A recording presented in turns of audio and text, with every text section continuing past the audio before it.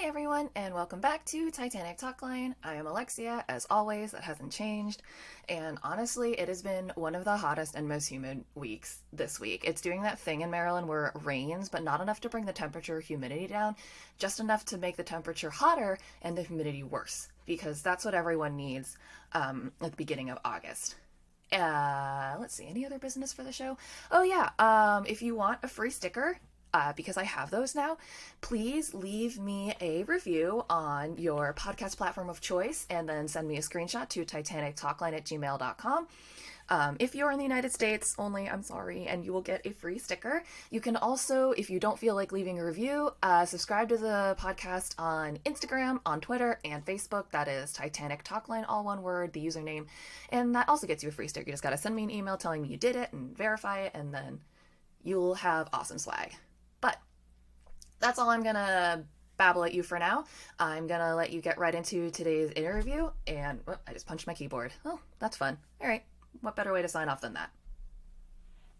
Uh, well, I am really excited to talk to you because I have a feeling you know a lot more about things than I do. So could you do me a favor and introduce yourself to the Titanic Talkline guests because they can't see you and I can?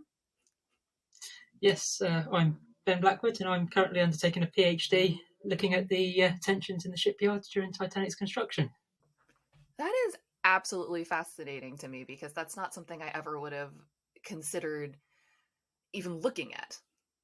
No, well, it wasn't until I came across a documentary called Birth of a Legend, and it was about 2018. I was just coming to the end of my history degree, and I was going on to do a master's, and thought I wanted to do something Titanic related and wanted to contribute something new, and saw about the shipyard and thought there's much more that can be explored within the story of Titanic, because it is a really fascinating story, the construction and everything that's going on in the Harland and Wolff shipyard.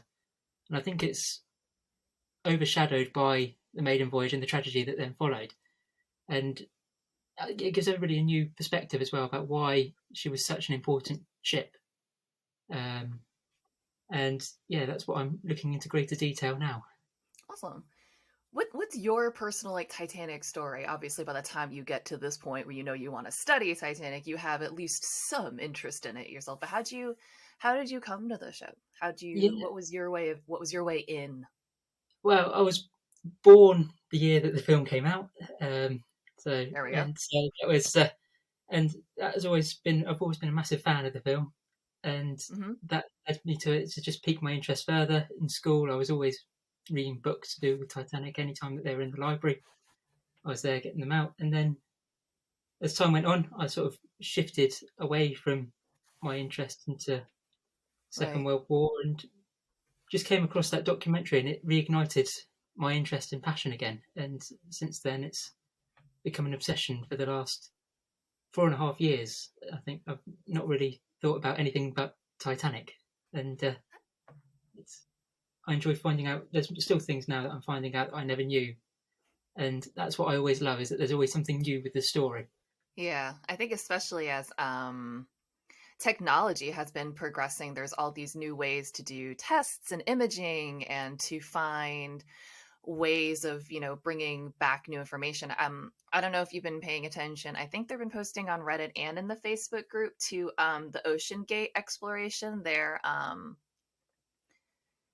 doing their series of dives right now and bringing back all these ridiculously high definition photos of the Titanic. And it's amazing to see these things because, again, it's just like we have the ability to capture this at such a definition now that it's extraordinary. Yeah, and I was watching a comparison on YouTube from when Hmm. Robert Ballard first made the discovery in '85, and you look at the Right. quality of the images now when they're going over the bow section, and it's just amazing how far in the last, what we're coming up to now, 40 years, more, how these images are now crystal clear. It's amazing. It is absolutely fascinating. But you did mention that the construction of the ship, and I agree with you, is definitely overshadowed quite a bit by, obviously the tragedy and the impact of the maiden voyage. What is what are some of the things, like the most interesting things that you have found that have been that you wish people knew more about, just that people don't don't know. Well, I mean, the story goes that in 1907 you had a meal in Belgravia in London at the house of Lord William Pirrie, who was the director of Harland and Wolff at the time, and J. Hmm. Bruce Ismay and his wife. And over cigars and brandy, they put a plan together that they were going to take the challenge to Cunard and build a new class of liner that was going to be able to hold more passengers and be much more luxurious. And from that point, 1907 was when you then started to see the keel being laid towards the end for Olympic, and the Hmm. designs were all there. Then the three Olympic class liners, and they were going to challenge. They were going to be half as big again as Mauritania and Lusitania, Right. and yeah, so that's quite the interesting story. But I think there's other aspects. I mean, you have this whole new method of construction. You have these massive great gantries that were being built that dominated the Belfast skyline, and clanging could be heard all around the city.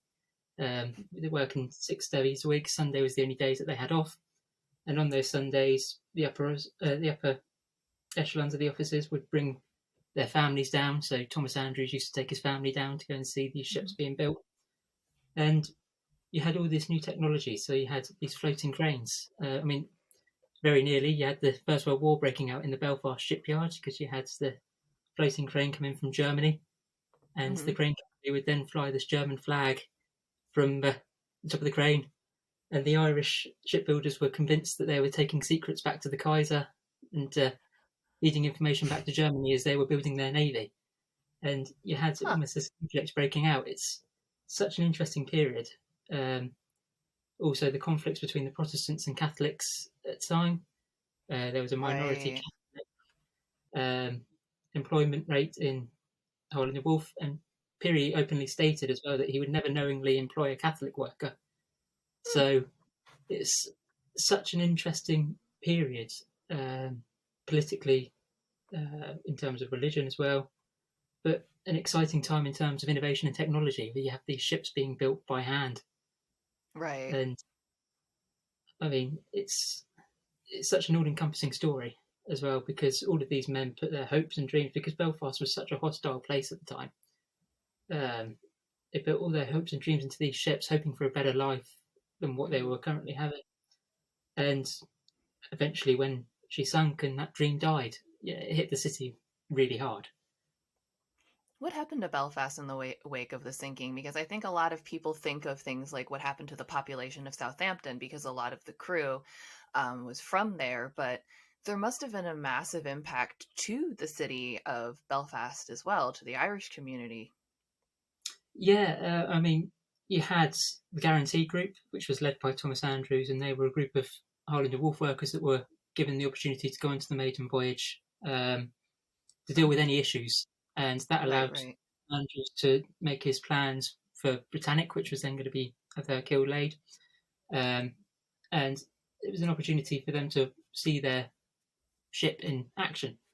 But Right. I think there was a sense of embarrassment as well because they'd built this ship that they'd said was unsinkable, and when she would eventually go on to sink, I think there was an element of embarrassment there as well as heartbreak that Right. they thought they'd done something so amazing that ultimately, I don't want to say failed, but it went against what they would hope for. Um, Right. but yeah, Harland and Wolff were hit hard. But then 2 years later, you had the outbreak of the First World War, and you had military contracts being made. So they carried on going for a war effort, and Hmm. they went from strength to strength to building these bigger liners. You then had Britannic, which was then being launched, and she was instantly requisitioned as a hospital ship. And Yes. then the story, 1916, where she collided with the sea mine and floundered just off the coast of Greece. So yeah, that's an experiment that, I mean, at the end of the day, you had these three massive liners, and Olympic was the only one to survive and go on to have a storied history, as we all know.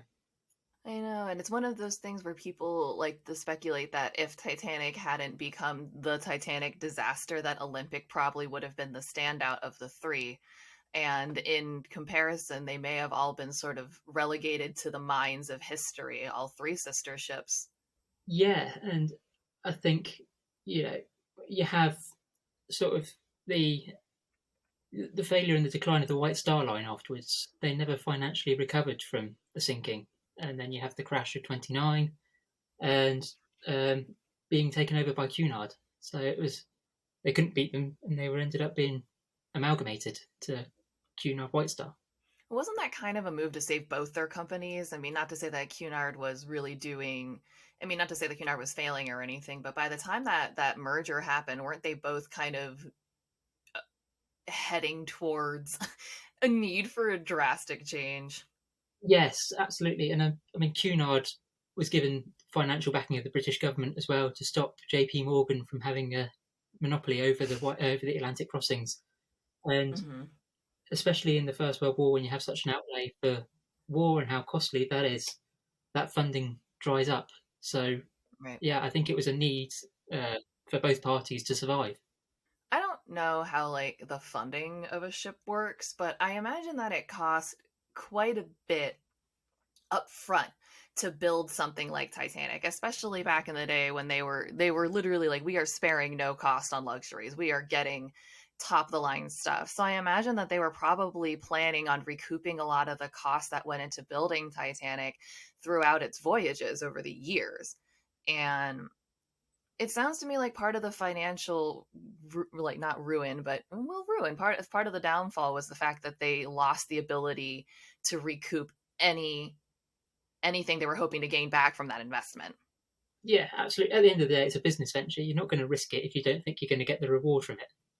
Right. And White Star Line had quite a long and storied history with Harland and Wolff. They were partners for a number of years, so they always had that agreement that they were going to never spare any cost, and they had an agreement that it was going to be the cost of the build plus 5% on top for the payment to Harland and Wolff to commission these Mm-hmm. ships.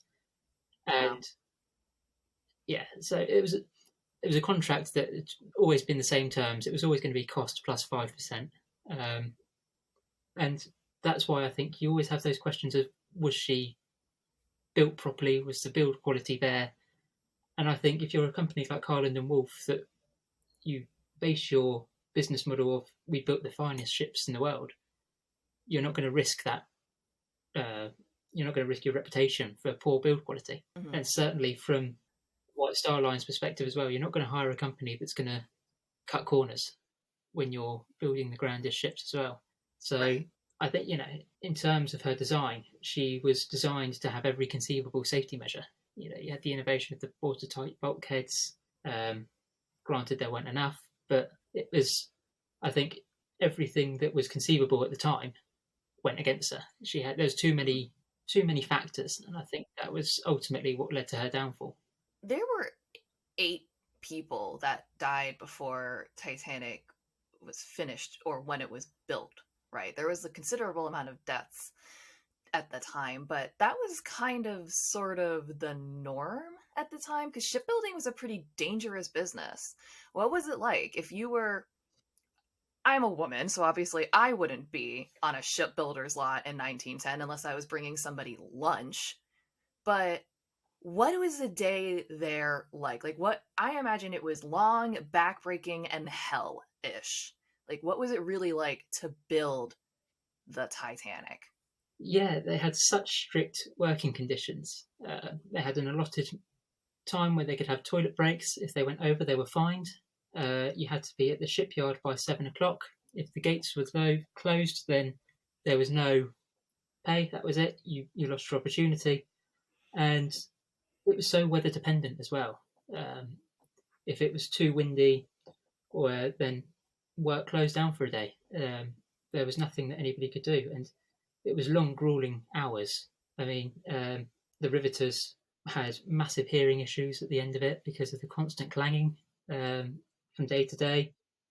You had such hot furnaces, and then you had the catch boys as well with the rivets. They had the most dangerous job. Yeah, so you had the heat boys who would heat the rivets. They would then throw it up. It was the job of the catch boy to then lean over the railings to catch the rivets, put them in, and then they'd be hammered in. And at a time when there were no safety, Oh, I can't see any way that could no, possibly go absolutely. wrong. And so yeah, that was the that was the major risk. And it was the catch boys ultimately that were the ones that would be killed during construction because of the lack of safety measures. Because they didn't have like harnesses and ropes and hard hats like now. No, no. I think health and safety would have a field day looking at the working conditions at the time. Now, but yeah, it was. But at Back the end of then, the it's day, it like was you would money. get fined if you didn't have a cigarette in your mouth. Yeah, and it was. The times were just so different. It was. Yeah, completely different times, and the fact as well that you had those conditions and you were able to build a ship of that size, to me is I can't comprehend sort of how that was possible at that time. But I mean, she was, yeah, like you say, you had a number of casualties, but at the time, it was fewer than Harland and Wolff had allowed for. They expected so many casualties over the period, and because it was below that quota, they saw it as a success. Which I mean, I don't know if I was in the offices there and knowing that several men had been killed during construction, that I'd see less than what we were expecting as a success. But yeah, they saw it as they didn't celebrate it, but they saw it as a success in a sense that okay, yes, my God, Right. it wasn't as many as we were expecting. I mean, the last was on the launch day. The story of James Dobbins. He had taking away the wooden battens that were holding her in place as they were getting ready to launch, and he was crushed by falling timber. Yeah.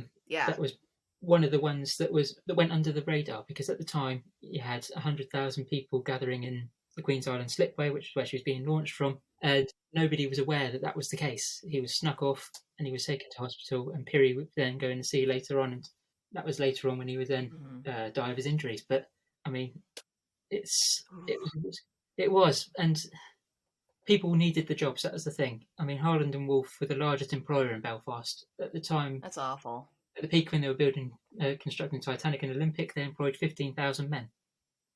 3,000 alone were commissioned to build Titanic. So that gives you the size and scale of these ships at the time and why they were so successful. And in addition to the people who built the literal superstructure of it, you also had the I don't want to use a term as though they're different kinds of people, but like the quote unquote artisans who made like the wood carvings for the cherub and who would make, I don't know, the first class linens, et cetera, et cetera. And the vast span of labor that was involved is Absolutely. wild. It was an international effort. I mean, you had the Dutch company that supplied the wood for the first class cabins. And then in England as well, you had in the Midlands, they were commissioned to build the anchor. And that's an interesting story as well, because at the time when they built the anchor, it was the largest anchor ever built for a ship. So they took it on a horseback carriage and took it on braided it through the village. And of course, they couldn't take the weight of the anchor, so the trailer that they were towing it on collapsed. Great. So that was great. Yeah, it was an international effort, and like I said, you had the German company that came in with the floating crane that fitted the funnels and helped with the fitting out stages. So it was an international effort.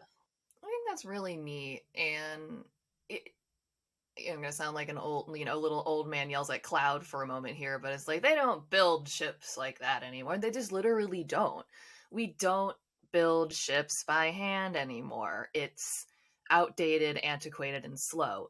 We would literally, even if you wanted to recreate the Titanic today, it would literally not be done the way it was then. I don't think any shipbuilding company today would justify the cost of, say, getting textiles from one country flown to another country to be hand sewn for first class, and getting the china from another place for the second class, and then all the linens from a third place for the third class. And I just don't think that it would fly unless it was some like eccentric billionaire's pet project. Absolutely. And I think as well, I mean, these ships were built at a time when they were needed. You had mass emigration from Europe to America, right? And they had customers that they needed to serve. So these ships, they weren't just built for pleasure and for grandeur, they were built for a purpose as well. And I don't think now you have the advancements of technology when you can fly to a country in probably in half the time, that need isn't there anymore either. The times have changed, and I mean, Titanic, she wasn't a sellout to begin with for her maiden voyage. It wasn't until they announced Captain Smith was going to be captaining the maiden voyage, the last tickets started to sell. I So he remember was such hearing a that. popular figure. Yeah, and well, because she was delayed so many times. I mean, you had Hmm. um, setbacks when Olympic collided with the British naval ship HMS Hawke. That's right. So, yeah, you know, the story where she collided because the propellers were so powerful, and at the time, the British naval ships were built with a battering ram on the bow, and she went straight into the side and ripped right along the plating of the keel and bent her out of shape. Every time I Um, hear that story, for some reason, it makes me laugh because I picture a modern day cruise ship colliding with a Navy tanker, which I know is not what happened, but in my mind, it's like a Carnival cruise liner running into a Navy ship, and it's very funny to me. But that's not at all what it was like. no, absolutely. I mean, Titanic again almost had a collision as well. She was leaving Southampton. Um, so you had the New York liner that was moored up at the dock, Ironically. and she managed to rip the New York plus the dock with it, and to get the tugs in between them to keep them apart. So it's these ships were on another level to anything that was out there. Well, people had never dealt with something of that size. I mean, the funny thing in Titanic is Rose goes, "This doesn't look any bigger than the Mauritania." But even though it was, quote unquote, only 100 feet longer, it's like that much more length, weight, height, size, heft, iron, steel, power makes a big difference. And as you pointed out, like, people just weren't used to dealing with that power. So, of course, no one was expecting the Titanic to rip another ship away from its moorings. And, I think, didn't they have to build special dry docks and special launching docks for these ships because they were like, oh, these Yeah, don't fit? Like, they literally were dealing with something the size of which they themselves were unprepared for. absolutely. And I think, I mean, you have the dry dock where the Thompson Graving dry dock in Belfast, which was specially built for these ships, Right. and that was started in 1903. Which it leads me to believe that this plan for these ships dates back earlier than 1907. If you have this dry dock that's being commissioned in the early 1900s, there's obviously a plan in place at some point. So they knew To that it build was going to something happen. that And fills it. Yeah. yes, so I mean, again, William Peary wasn't a man that would just go and do it for the sake of it. He wouldn't outlay that sort of money. So there was obviously a plan in place at some point, and I think if it wasn't for the financial backing of JP Morgan at the time, they may never have happened. You just can't say. But the competition was at the time was that they were going to get bigger and they were going to get heavier. And I Right. think that was also with the oversight with the number of lifeboats, was that the Board of Trade requirements at the time, it went by tonnage rather than the number of passengers. So that's why you had so few lifeboats, because the requirements at the time for the safety certificate was based off of anything over 10,000 tons. You could only have this many, you only needed this many lifeboats. But Mm-hmm. when you've got a ship that's got 2,200 passengers on board, it doesn't take that into account. And Right. that was why it was such a tragedy and such an oversight. For comparison, just for people who may not know, what were the guidelines at the time for lifeboats? So roughly at the time, you needed a minimum of 16 lifeboats if you were over 10,000 tons. So And Olympic was about how given big 6. is I was going to say about how big were the Olympic classes? So Titanic weighed in. I've got it on my notes here because I didn't want to trip myself up. So Ooh. Titanic weighed at a gross tonnage of about 46,000 tons. So Okay, she was so 4.5 times over the allowance. yeah, not Um, one and a half, a no. considerable amount. So this was where, as well, there were conflicts within the hierarchy of Harland and Wolff. So Mm-hmm. Thomas Andrews wasn't the original designer. William Oh, Peary's brother-in-law, Alexander Carlyle, he was the original draftsman, and nepotism. he made the quote allowance for 40 lifeboats on board Olympic, and Peary said that we don't need that many. They clashed, and he ultimately left the company over it, and that was when the job of chief draftsman then fell to Thomas Andrews, who was his nephew. So they made the allowance then that they were going to have 20 lifeboats in total, and 4 of those would be the collapsibles. Mm-hmm. Um, which, I mean, the story of Collapsible A as well. I don't know if you know that story. Collapsible A was never recovered. So even to No, this day, we don't know what happened to it. But people say that it probably washed up somewhere, but nobody ever knows. There's still a missing piece of Titanic history out there somewhere. somewhere out there. Uh, Yes. Yeah. yeah, that's interesting because I think, looking back on it from 2022 now, you go, wow, 20 lifeboats for, 2,200 people is absolutely nowhere near enough. But at the time, the regulations were, it's just hard to understand without the context of knowing that, like, Yeah, it was bigger than anything they even knew they were dealing with. They didn't even have laws for anything of this size, just because it did what they weren't around in that size, or they just didn't come in massive ship yet. No, and as well, I mean, the thing about Titanic was that she was designed to be our own lifeboat. The idea was that Hmm. if she was going to flood, the watertight bulkheads would stop the flooding to an extent that people could then stay on board whilst another vessel came Hmm. to take passengers away. But as we know, with the sinking, that maybe you know they were too far south of their original plotted course, and how it all worked out that Carpathia was 4 hours away. Right. There just wasn't enough time. But doing some research, they only collided with the iceberg for 7 seconds, which doesn't sound like an awful lot of time. But when you then have a 240-foot gash dotted along the keel, that was where it's because it wasn't one straight gash and it was dotted that it had water coming in too many places. So that was why there was such an issue. 7 seconds is a Uh, long time. It's longer than we think it is. Like it is. if we were to be silent for 7 seconds, it would go on for a while. I want to try that. Hold on.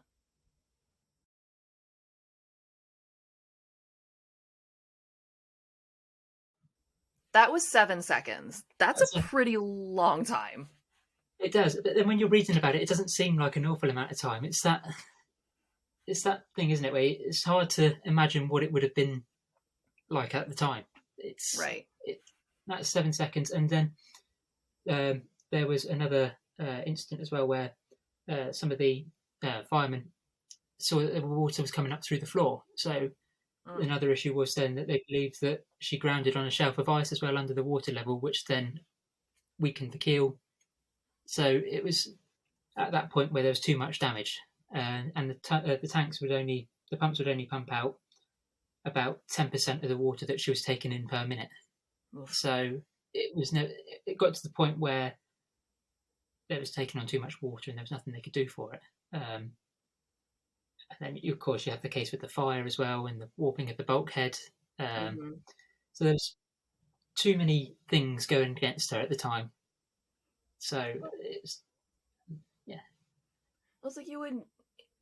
Cars are not super safe. We know that, but we drive them anyway. But you can expect a reasonable amount of safety from a car. But if you do something ridiculous, like say launch it off of a cliff, there's only so much you can expect the safety measures in that car to do. Even if all the airbags deploy, et cetera, et cetera, if once you're past a certain point, you can only really hope for the best. And it again, 7 seconds doesn't sound like a long time, but to be making contact with something in a dangerous way, 7 seconds is a long time. You can do a lot of damage in 7 seconds. absolutely yeah. Well, I mean, as we know, Right. as the I mean, story tells us, yeah, how much damage 7 seconds can do.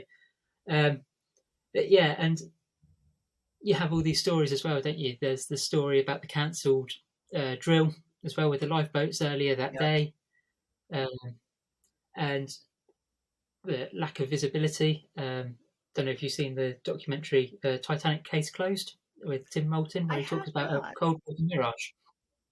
So he comes up with a theory that there was a cold water mirage which distorts the view. So there was Hmm. no backlit because there was no stars because of the temperature change in the Labrador current. And it wasn't until then that the iceberg came into sight that it was too late. And they believe as well that that mirage, when you have the inquiry afterwards with Stanley Lord, who was captain of the Californian, Hmm. he thought he saw a fishing vessel.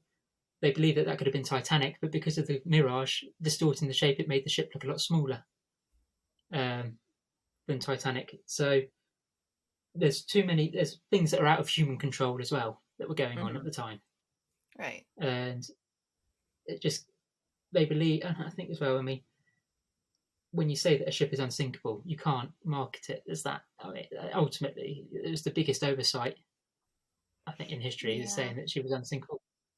Um, but yeah, Well, it's all that hindsight again, where it's like, oh yeah, you shouldn't do this, or yeah, you should never say that, or of course you would have more lifeboats, or why didn't they have binoculars, or why wasn't this, or why wasn't there's so many things that you can go back and look at in retrospect and think how it could be done differently. But again, at the time it was what it was. You didn't have GPS. You couldn't just ask someone to take out their phone and make sure they're in the right place. You had to rely on what people told you, and maps and pencils. There was a lot less sort of global safety nets. You were very much isolated in your own way. Like, you were kind of on an island on your ship and had to rely a lot on what other people told you and what you told other people. Yeah, absolutely. And I think as well the timing of the voyage. She was delayed Mm-hmm. by 4 weeks because of the coal strike in Wales, where they were getting the coal from. So Right. that then led to a delay in her going off for a maiden voyage. And by that time, you have the moving ice packs coming further down the coast. So Hmm. she was sailing right to the thick of the ice pack. And maybe if she was a month earlier, who knows? You can't say for certain. But like you say, it's that hindsight that Mm-hmm. if these things hadn't happened, would would it have, would the tragedy have ever occurred? Was the Titanic the only ship that sank in that ice field that year, or was it just the biggest slash most passenger filled? Um, to be honest, that's not something that I've actually looked at. Me neither. I was just Yeah, curious. no, that's something that I'd be interested into looking at. But yeah, I think certainly to do with the number of passengers and the number of fatalities out of it, she was certainly the biggest disaster Mm-hmm. um, for for a few years. I mean, I don't know if it was eclipsed by the Lusitania during the First World War when she was sunk by a German U-boat, but um, I'm not quite sure.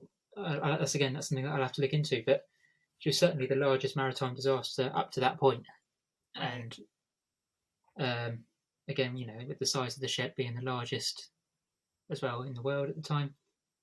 Um, yeah, I think that's, and she enforced a lot of changes as well. I mean, Mm-hmm. as part of the inquiry afterwards, they started to set up the Iceberg Watch, where they would have constant reports, and that's something that still goes on today. You have Mm-hmm. Coast Guard going out and monitoring the travel of the ice packs down the Labrador Current today, and Oh, that's that's something great. that came out of the 1912 inquiry. Yeah, there's a few things safety wise that came out of that, weren't there? Yes, there were. Yeah, I mean, the number of lifeboats again is something that then came into account. They based it off the Mm-hmm. number of passengers rather than the weight of the ships. Right. Uh, Britannic, sorry, would go on to have 46 lifeboats fitted. Wow. Um, so yeah, there were massive amounts of changes, and by that point as well, wireless operators were then required to work 24 hours, so they'd have shift rotation. Whereas at the Makes time, as we sense. know with the Californian, they weren't required to constantly monitor their wireless machines, Mm-hmm. which is why the Californian didn't pick up on the distress signals that Titanic was sending out. Yeah, they were done for the day. They were closed. Yeah, and again, I mean, they said that they contacted through the Morse lamps, but again, with that mirage theory that Tim Moulton presents, the light would have been distorted, so they wouldn't have been able to communicate. Yeah. So it's yeah, it enforced a lot of changes um, that needed to be made because I think the arrogance at the time was um, at such a level that they believed that they could actually control nature. Um, and yeah, I think that disaster then sort of ushered in, it brought into the end of that Edwardian dream that people could conquer because then you then have the 2 years before into the First World War, which then goes Mm-hmm. into again mass conflict and disaster. So I think 1912 was the peak of the high life for the Edwardian Britain and the Edwardian, I say the Edwardian world because King Edward at the time, but Mm-hmm. yeah, it's that sort of brought in the end of those good times, and it's something now. I think that's why we're so obsessed as well, is because she was such this everybody believed that she was unsinkable, and Mm-hmm. I think that's why I think that's certainly why I'm interested. Is that why there's such an oversight? Yeah. After the inquiry though, and before she was refitted as a warship, they made some significant modifications to Olympic, right? Yes, they did. Yeah, so they went back and strengthened um, the keel again. Mm-hmm. She was in dry dock for about 6 to 8 months Right. whilst they made all these safety measures that were changed. Um, and at the time as well, the Board of Trade were making constant visitations out to the dockyards all around Britain because during the build up to Titanic, there was never much interaction between the border trade and the shipyards. The border trade only showed up when they went off for their sea trials, Oh, that sounds and safe. yeah, and I mean, yeah, but Olympic, she had her entire 24 hours of sea trials. Titanic's were only 6 hours. Oof. Um, so because they fit, that she checked off the checklist, they were happy, and that was it. So as far as they were concerned, she was good to go. Great. Um, and it'd be interesting to find out why they didn't give the same scrutiny to Titanic as they did to Olympic. Whether it was because they've already measured one of that size before, so they knew that it was safe. But yeah, Hmm. it's quite interesting as well because I mean, you look at the posters, biggest ship that was ever, largest man-made moving object, and Right. they really sold that. But she was only 3 inches longer than Olympic. It's quite so they really ran that down. She was 882 feet 9 inches. Titanic. Olympic was 882 feet and 6 inches. So they Now, really sort of sold out on that meal ticket that she was the largest that's a object at the time. stretch. That's a. I mean, I guess you're technically right, but oh, come on. It's like what my mom does to me when she's like, I'm taller than you. And I'm like, what are you talking about? And she says, well, you're 5'5" and I'm 5'5.5". It's like, no, you're not. That is the dumbest.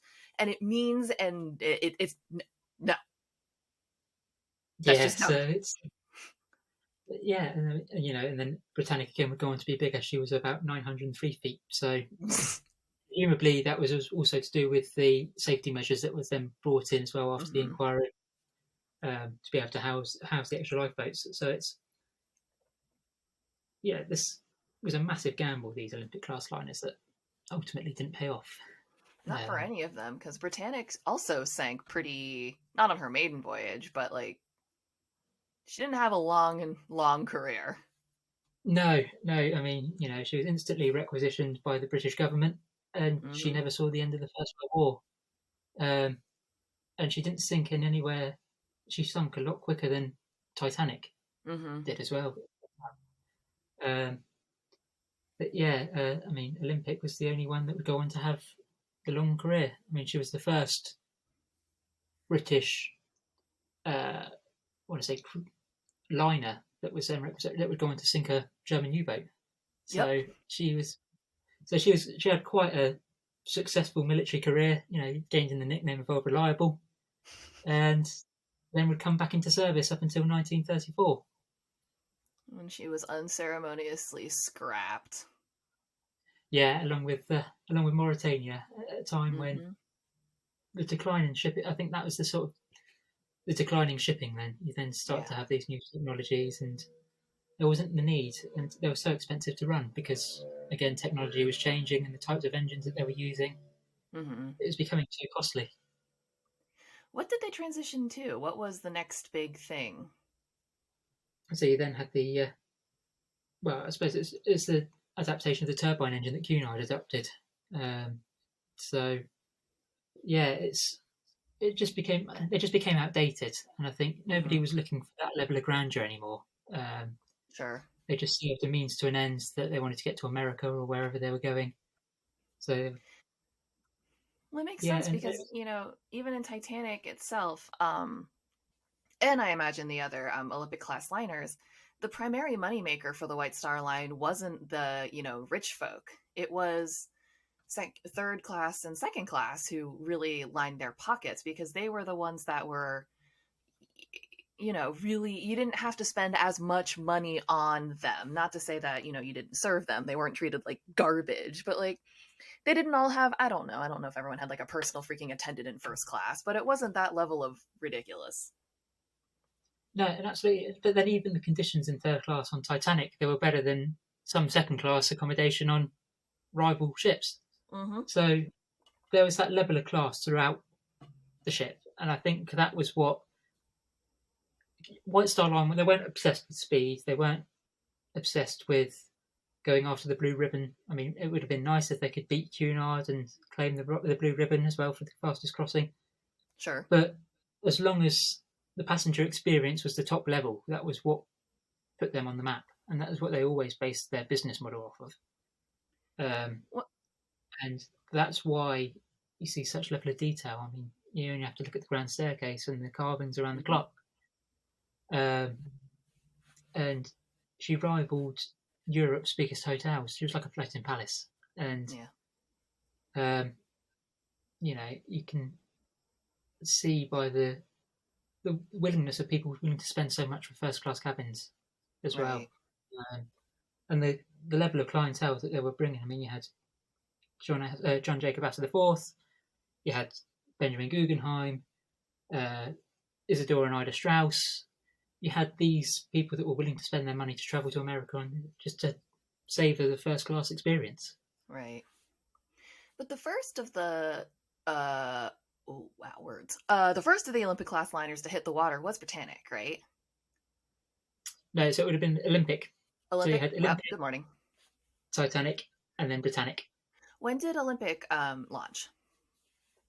So her keel was laid in 1907, and she had her maiden voyage in 1909. I want to say 1910. Just check my notes again, just to be safe and to say the right thing. But yeah, she because you had the registry opened in 1911 for Olympic. Okay. So she then went into service from 1911, and then that was then when she had her collisions, and that pushed back the construction of Titanic. So it all fed into one another. So her keel was laid soon after the agreement was made between Peary and Ismay, and then Titanic would be then laid 2 years later. When Olympic was launched, I mean, she had the same appointments and luxury as Titanic did, right? Was it as fanfarnatical at the time? That's not a word. If anything, it was more. So it wasn't. Harlan and Wolff weren't massive about ceremony with their launches. It was just a matter of launching a flare, and then she would go down the slipway. It wasn't like the pompous ceremony of breaking a bottle on the bow. But what they did do for Olympic was that they just set off a shit little firework and called it a day. That was it. But Olympic was different. They painted her white, and there was a bit more of a fanfare, which was, I think, because she was the first of this class. She was the largest at the time, so they wanted to make something of it, and they wanted it to be a spectacle. But as soon as Titanic was launched, you didn't get anywhere near that level of ceremony. But you still had the crowds. But even if the workers wanted to be there for the launch, they had to be willing to sacrifice half a day's pay. They weren't going to be given the day to go and see this ship that they created be launched, because that would be too generous. If they wanted to go, then you had to buy your ticket, and rude. You had to. That was the way of the world at the time. That is so rude. Mean. That's just hateful. Like, hey, we not stole. You gave us your literal physical well-being and so much of your time. Also, sorry about the burn marks on your everything. Have a nice life. You can watch the ship from your house if you can see it. Yeah, it's and that was why you had, on the launch of Olympic, those that were building Titanic at the time didn't take the day to go and watch the launch. They carried on with the construction because they couldn't afford to lose the money. No, I mean, you're working long, grueling hours, and then you were expected to lose half a day's pay to go and watch an hour to an hour and a half. Yeah, it just didn't make much. It wouldn't have made much sense financially for them. So, but yeah, that was the way of the world. Peary was tight-fisted, a bit like he was a bit like Scrooge. He doesn't sound like the world's most generous, and that was part of the controversy with the Duff Gordons and their lifeboat, right? Was that the sailor was one of the crewmen was pointing out, it's like, we don't get paid anymore. Like, Titanic went underwater, and this is it for us. Like, we don't have any money anymore. We've lost everything with that ship. Absolutely. Yeah, absolutely. And I I work for a gentleman here in Dorset. We work down at the local fossil museum, and his relative was actually first class bedroom steward on Titanic. Ooh. And he got, when he got back to Southampton, he got half pay because the voyage wasn't completed. So they weren't willing Yeah. to offer the full pay packet that he would have received. Yeah. But yeah, I mean, he was an interesting figure. One of those that was under the duty of his care. He saw to Benjamin Guggenheim, and Mm-hmm. he reported to Thomas Andrews as well. So he was Wow. one of the leading men that was questioned at the inquiry in New York I'm by sure Senator they Smith wanted in to the talk to aftermath. him. Yeah, so he was questioned quite heavily about Thomas Andrews' movements and what he did after the during the sinking. But yeah, he never would, he didn't get the pay that he was due by the time they got back to Southampton, and that was And that's also awful. part why the Survivors Fund was set up as well. You had Molly Brown Mm-hmm. setting up the Survivors Fund to help with the widows and those that were left behind in Southampton as well, because they didn't have that pay coming in anymore. Yeah, and that's, I mean, awful. I mean, you wouldn't stand for that now. There would be riots in the streets if that happened today. But it was just, as you said, it was the way of the world. It's just how it was. It was, well, you don't like it, tough luck. That ship sank, bud. Literally, I don't know what to tell you. Yeah, yeah, and Absolutely I wild think as concept. well it is, and like you say, I mean, you'd never get away with that sort of action now. Like No, I say, you there'd be couldn't make the riots and dining there'd room be attendants on a cruise ship. You can't make the entertainment staff on a cruise ship responsible for it getting back to port. That's not their job. no, no, um, and but then, like we say, it was a different time, and they were so reliant upon these firms that they just, if it meant that they could get a job again in the future, they just kept quiet Yeah. because the sooner you speak out, the more likely you are to not find employment with the same company again. That's true. And I feel that's a large portion of why during the inquiry there was a lot of pressure for the surviving employees of the White Star Line to stick to that it did not break in half story, because it was like, even if you wanted to tell the truth, you needed money.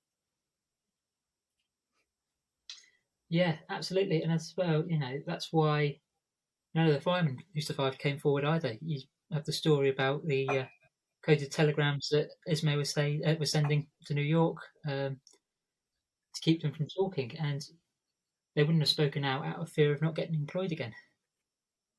Hmm.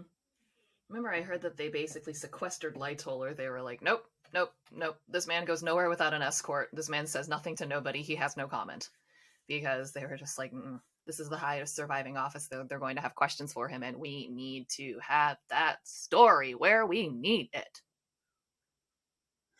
Yeah, and it's interesting as well because I was reading the transcript to the New York inquiry, and Ismay he's very cagey when he comes onto the stand, but he starts off his statement by saying that we welcome the inquiry and that we've got nothing to hide. There's nothing for us to keep from you. So it's interesting, isn't it? It's that period. Okay, we're going to be open with you, but it will only be our version of the account. Yeah, whenever I do something I know I've done wrong, the first thing I do is walk into a room and go, I did everything right today. Yeah, Nobody ask any it's a natural questions. instinct, isn't it? It's you look out for yourself, don't you? Because I mean, given in the same scenario, I mean, you'd want to make sure that you're protecting yourself, wouldn't you? Because especially if you've got such a reputation that Ismay and the White Star Line had developed over these years, you wouldn't want that to sink as well, as Yeah. it would go on to anyway. But I mean, um, yeah, it would be you'd want to protect your interests to ensure survival. yeah, and like, this is going to sound like unrelated, but I was driving the other day and I have terrible road rage. I don't display it, but I get very angry in traffic, which is a great trait to have when you live in a major city. But I realized the other day that if people were able to have magic powers on this planet, I shouldn't be one of them because I would just use it to move cars out of my way. And that's super selfish because that's looking out for no one but me.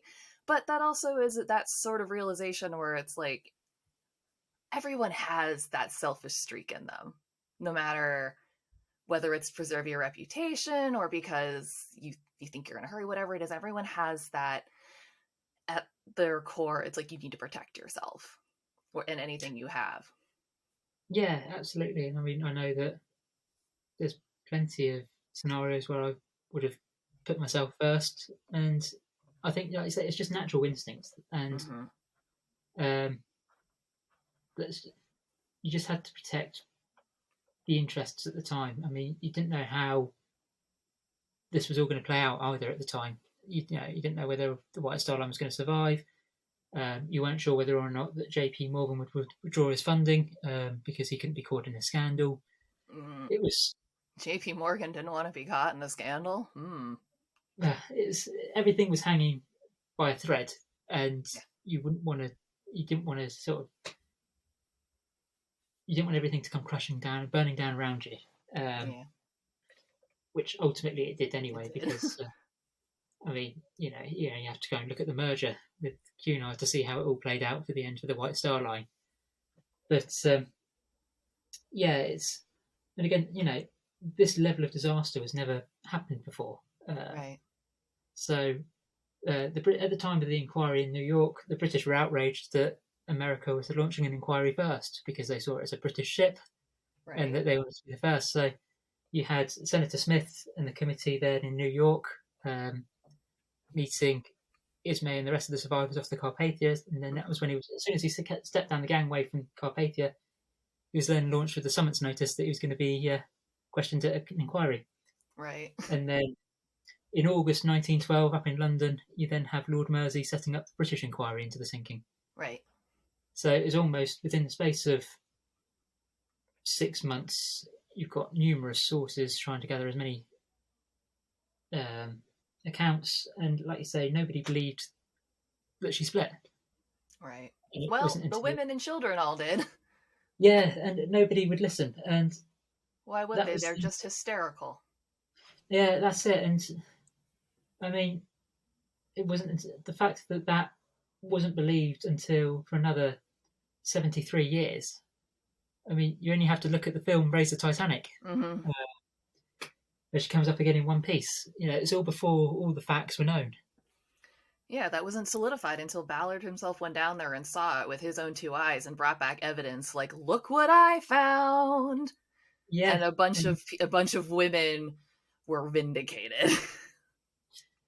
yeah, and I think as well, Harland and Wolff believed that they'd built a strong enough ship as well that she wouldn't Mm-hmm. have split, but it just wasn't designed to deal with that strain, and it just was never. Again, I mean, you haven't seen ships of this size. You wouldn't Mm-hmm. have been able to stress. You wouldn't have been able to stress test them to that extent. No. I mean, in the same way that I can't expect my car to survive a boulder falling on it. It's simply not designed that way. Its roof is not reinforced that way. Even if you do everything you can to prevent it, if a boulder is going to fall on your car, what are you supposed to do about that? Besides get out if you can. Exactly, and then that goes back to what I was saying earlier as well. She had every safety measure, and she was designed for every eventuality conceivable. Mm-hmm. But I think the events of that night were inconceivable. Yeah, and it's like you said, man thought they could conquer nature, and I think that we're learning even now with things. How many natural disasters have we experienced in the past 5 to 10 years that have just taken our breath away, from like Hurricane Katrina to California wildfires? There's just nature is a devastating force, and you can't argue with it. No, and I think as well, there's always been that obsession to try and control it, and Yeah. it's just never going to happen. And No. um, I think that was the main thing. They genuinely believe that they can control the outcome. These ships were unsinkable. Mm. But yeah, it's just one. It was just one disaster after another that Yeah. ultimately led to what had happened. And it's disappointing when you think about it, not just in terms of, oh, it was really a pretty ship, but in terms of the fact that 1,500 people had to die. Yeah, I mean, I think it says something when you have to have that level of disaster for regulations to be changed accordingly. I mean, Yeah. looking back, it's that evidence of hindsight again. If anything was, if you were to have these sort of structures again, where we're going to see these large objects being built, the safety measures would be changed instantly. Mm-hmm. But then again, would it have been that naivety if something like this hadn't happened before? Would we be willing to change safety measures now? I No. mean, you Well, have as to. they say, every regulation is written in somebody's blood, and it's really, really funny slash sad to think about it when you see some warning signs. You're like, ha, who was that written for? You're like, something for something that went really wrong. Like, I saw a stroller many years ago, and I'll never forget this because I saw the warning label on the sign as I was walking by, and it was a collapsible one, the kind where you break it down and it turns into a car seat. And it Yeah, has in big letters, it says, Step 1, remove baby. And because I'm a terrible human being, I started laughing immediately. But then I thought about it a little later on. I was like, wait, somebody really folded up their child into that thing, didn't they? Ah, jeez. We are just like, I don't have children. And even I would have thought that that was a profoundly obvious thing. But sometimes you're just not think like I get migraines sometimes, and when I have migraines I have done and said some wild stuff, nothing dangerous, but where I'm kind of like, oh, if I'd been doing something semi-dangerous this probably wouldn't go well for me. So I can see how stuff like that happens to people, and it's really unfortunate that sometimes accidents happen and things happen, but it's really unfortunate when accidents happen that could have had something done to mitigate it. Like maybe we couldn't have avoided the iceberg with Titanic, but maybe we could have had more lifeboats. yeah, and like you say, the number of hours that wireless operators were then needed to be at their Mm-hmm. station. If that had been brought in sooner, who knows what might have happened. Right, all these things. Yeah, I think the safety measures were there, but everything went against them. Mm-hmm. And And like you said, it's all about the protocols of the time, and everything is different now. Like, what a concept that we could have, for example, if air traffic controllers at like 9 p.m. were just like, all right, good night, and then just left until 7 a.m. the next day. You couldn't do that. It would be an absolutely, abandon. You're abandoning your freaking post. You can't do that. But at the time, it was totally normal to be like, all right, good night. yeah, I'm going down for the night. But I suppose as well they believed that that was okay because at the time they had the Morse lamp. So Yeah, what could possibly go wrong with yeah, lights and it's fog and the water? Nothing bad ever happens at night on the water. no, well, yeah. So they believed. So yeah, but Ugh. yeah. Um, and again, I mean, you have the conversation as well where they said that they were going to send Olympic back as well to go and pick up What the a device. concept! What? No. I mean, could you imagine surviving No. disasters like that and then being saved by a ship that is identical? Exactly. Like you leading a survivor down a staircase to her cabin and her pausing. Ma'am, what's wrong? This was our cabin. It's like, oh no. We've gone horribly wrong. Because that would have Yes, been violently traumatic. absolutely. I mean, yeah. I mean, there were a fair few ships as well around at the time. You had the Mount Temple as well, which was too far out. Carpathia was the only one that responded that could be there uh, in a fairly quick time. But again, that 4 hours just wasn't quick enough. No, and it's like 4 hours, and it's like 4 hours is long in the same way that 7 seconds is long. Like when you don't have time, any amount of it is too long. Yeah, absolutely. And I mean, the freezing conditions around you. I went to the not too long ago. I went to the artifact exhibition that was in London, Mm, and they had the ice wall, and it says this was what the temperature of the water would have been like. So it's trying to mm-hmm. see if you can put your hand against it and see how long you can survive. and most people would keep their hands on there for about 3 seconds. It was just so cold, and it made you feel numb. And it took Mm-hmm. me about 3 hours to get the feeling back into my hand again after touching it.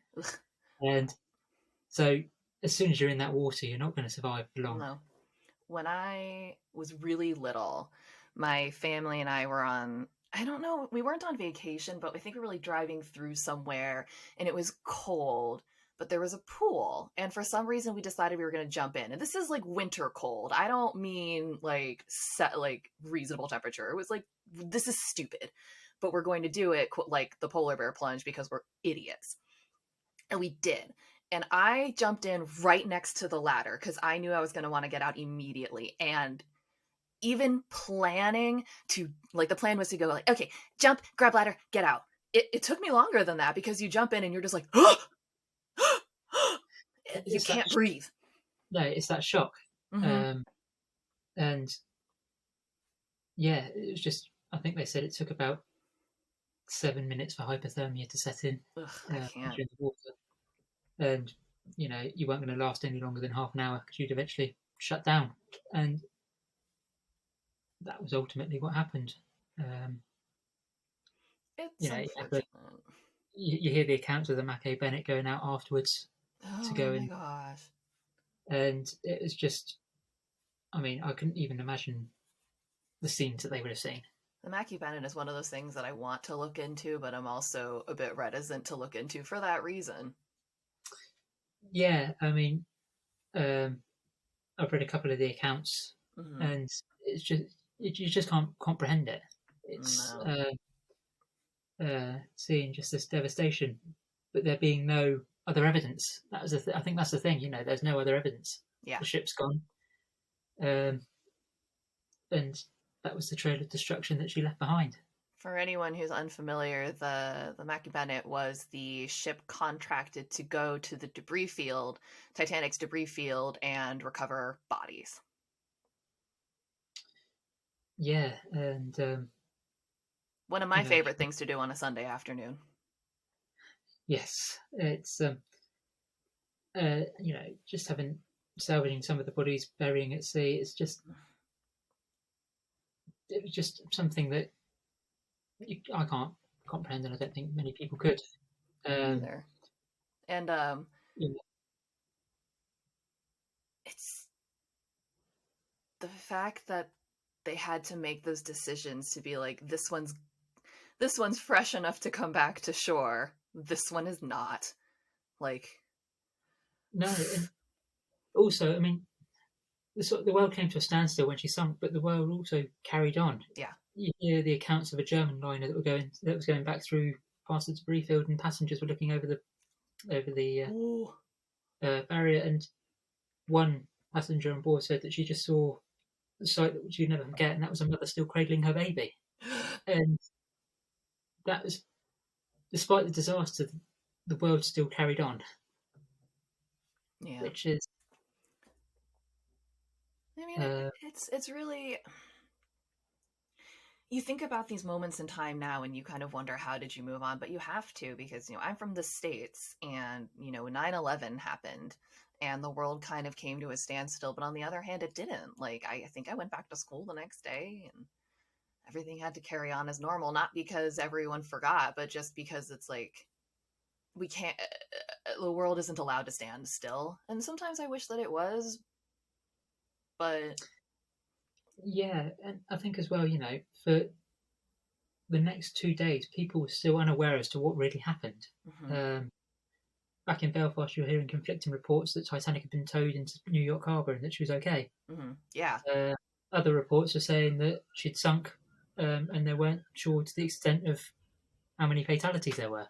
Right. And again, at the time, because you didn't get the information instantly. Right. Technology today, you don't get like you do today when you get the information instantly. That just wasn't the case. No. So you had queues outside the White Star offices in New York. You had queues outside the White Star offices in Liverpool. Family members of the shipyard and shipyard workers were queued out the door of the offices of Harland and Wolff. Nobody could tell them anything. Yeah. It's not like today when you can just listen to a podcast about the news that happened last week. You know, the world it moved slower. It moved slower, and it's just so interesting to think about, because now, you know, Titanic is this worldwide phenomena. We have Facebook communities, Reddit communities, Twitter, Instagram. There's communities everywhere of people who are fascinated by the ship and who are writing books and making drawings, and like you, writing their theses and publishing academic papers about the Titanic. They keep this a legacy alive in this really, really interesting way that's weaving technology through it. And I think that's really interesting. And I'm really grateful that you came on to talk to me about this, because I didn't know very much and still don't know very much about the construction of the ship. So I'm probably going to have to drag you back on here at some point. But Absolutely. thank you so much for letting me talk at you for an hour or so. Well, hey, thank you for having me on. It's been really enjoyable. Oh, well, I don't know about you guys, but I learned a ton from Ben, and I have about a million more questions. I always have so many more questions for my guest. It's like I'm not ready to let them go yet, because I think of a million other things I want to ask. But if you want to get in touch with Ben, the best way to do so would be to get in touch with him on Twitter. His username is at BenJ_Blackwood. That is BenJ_BLACKWOOD.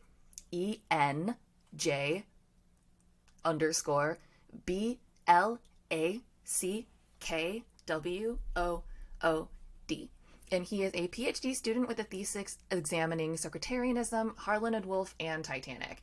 So he's definitely a lot smarter than I am about all this stuff. So if you have any questions for him, please get in touch, ask him all the things. And if you have any questions for me or want to tell me why I'm wrong about something, email me at titanictalkline@gmail.com. You can also get in touch with me there if you want to come on the show. You can also reach out to me on all the social medias. That's Facebook, Twitter, and Instagram, Titanic Talkline. Get in touch, and I will see you next time.